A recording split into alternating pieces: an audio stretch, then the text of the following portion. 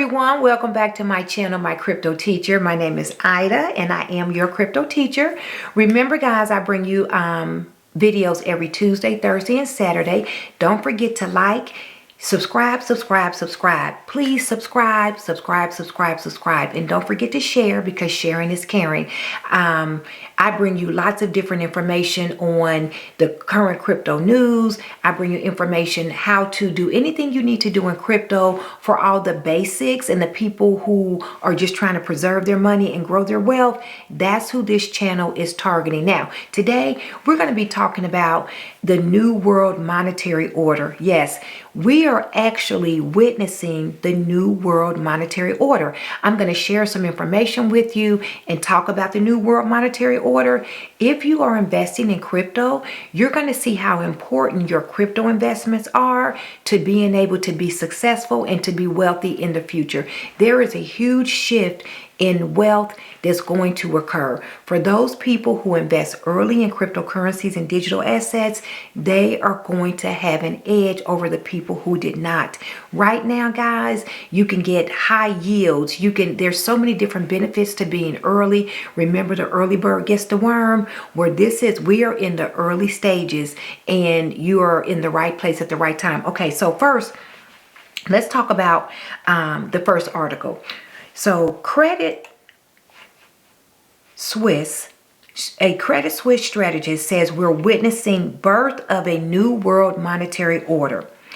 Money will never be the same again after the Ukraine war, writes Zoltan Pozar, and Bitcoin may be the beneficiary. Bitcoin, and we also know that other cryptocurrencies and digital assets will also lead us into the future with this future technology. Let's just dig a little bit into this article. He has some very interesting things. Now, guys, I'm just going to summarize this article for you because it has so for some of you, I was going to be boring and technical information, but I'm just going to summarize how the US dollar went from being backed by gold to being backed by paper, and how we're getting ready to transition into what I call Bretton Woods 3. So first, let's talk a little bit about the strategist who wrote this article, just so you can know that he is legitimate. He is a legitimate person, and he does have the credentials to make this kind of assertion. So former Federal Reserve and U.S. Treasury Department official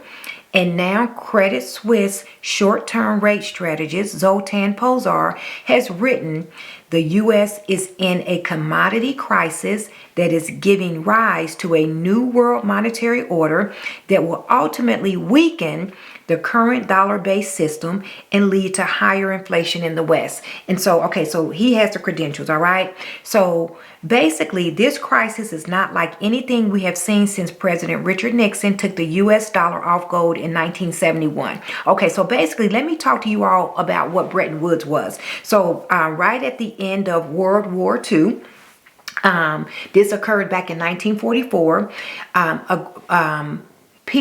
Representatives and diplomats from 44 different countries, they met in Bretton, New Hampshire. They got together and they met in Bretton Woods.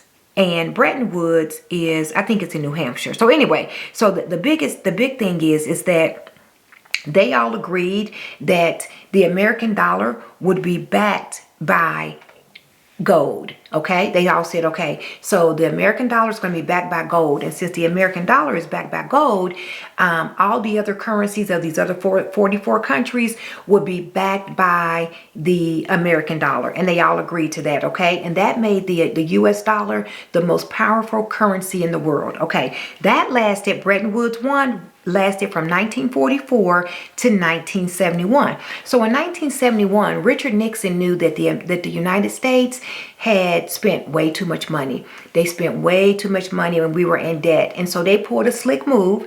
He did. And he said, okay, guys, The US dollar is no longer backed by gold. It's backed by our good name. We're a healthy economy. We're the largest economy in the world. And so we're going to back our US dollar by our good name. Okay. So that happened. We call that Bretton Woods too. So 1944 to 1971, the US dollar was backed by gold.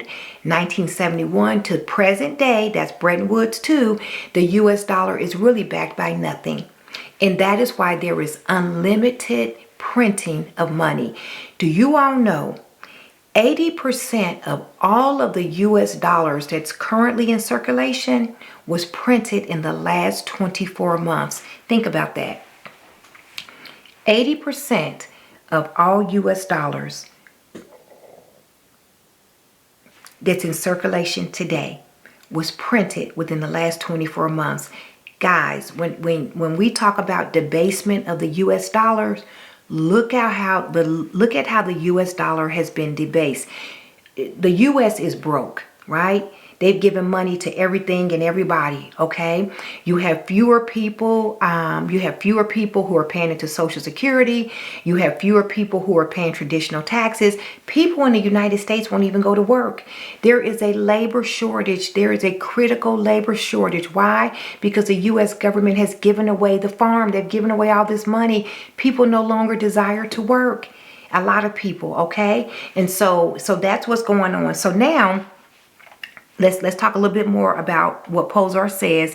So he said, Posar marks the end of the current monetary regime as the day the G7 nations seized Russia's foreign exchange reserves following Russia's invasion of Ukraine. So basically, what has happened to Russia has opened the eyes of everyone in the country, in the world. Everybody's eyes, it's opened up. Because what did the United States do? The United States and all the other powerful countries around the world, they freezed all of Russia's assets. Russia thought that they could always get access to their money, that their money was safe. Yeah, it's safe. But guess what? Other people in a centralized manner have control of their money. That is why when we talk about decentralization and having your cryptocurrency on a decentralized platform where no one can seize your money. So believe me, other countries are looking around and they can see what happened to Russia, and they don't want it to happen to them. That's why cryptocurrency and the technology that comes with crypto and digital assets, it's going to lead the way in the future. It's going to be security and safety for all the countries, okay? All right, so basically that's what Posar said. So we are in the transition. If you are investing in digital assets and cryptocurrencies, you're at the right place at the right time. Guys, I'm not a financial advisor. I've given you some cryptocurrencies you can purchase under 50 cents, under 25 cents. They will be the future of blockchain, okay? So check out those videos. Okay, now, so let's move on and talk more about crypto while we know that crypto is not going anywhere except up. I tell you that all the time. Crypto is going up, up, up. Crypto lobbying skyrocketed last year and quadrupled since 2018. Look at that. Since 2018, it has quadrupled. So the number of lobbyists working on crypto issues climbed to 320 from 115. Okay? So there was 115 around 2018, and now there's about 320. And for those people who don't know what lobbyists are a lot of times they're attorneys. They are very powerful people. They have lots of money, and they advocate for their interests. And so you've got now all these lobbyists is up there in Washington, D.C. with these politicians. And we know these politicians love to line their pockets because you have to pay to play. So now cryptocurrency has about at least 320 lobbyists, and they are lobbying on behalf of you and I. We are early crypto investors, and they're trying to get us regulation and get us favorable situations so that this industry can thrive. Okay. All right. So there is crypto lobbying. I wanted to share that with you. One more thing I think that's important. CZ, and his name is Changpeng Zhao. He is Binance's CEO. He's worth about $200 billion. He's, I think, the 11th richest person in the world, guys. amazing. Okay, so let me tell you what he's doing. So you just gotta follow the dots, follow the money. Guys, I can sleep at night with my crypto investments. This is why I'm going to continue to invest in crypto and digital assets.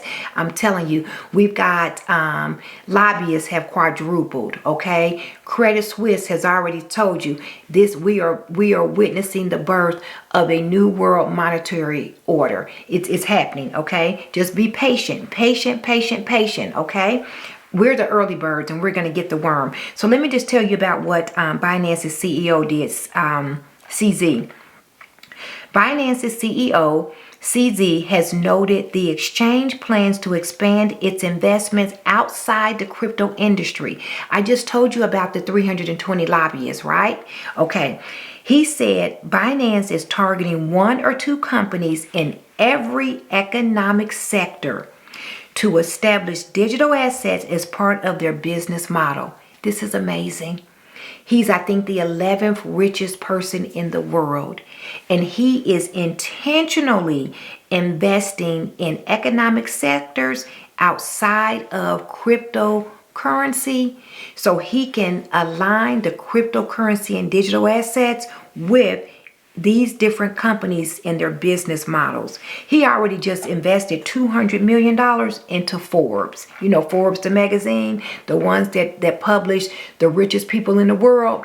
That's where we're headed with crypto. So guys, I just want to let you know, we are witnessing the birth of a new monetary order. And all you have to do is educate yourself. Invest the amount you can invest per month, 25 bucks, 100 bucks, 200 bucks, whatever your budget is.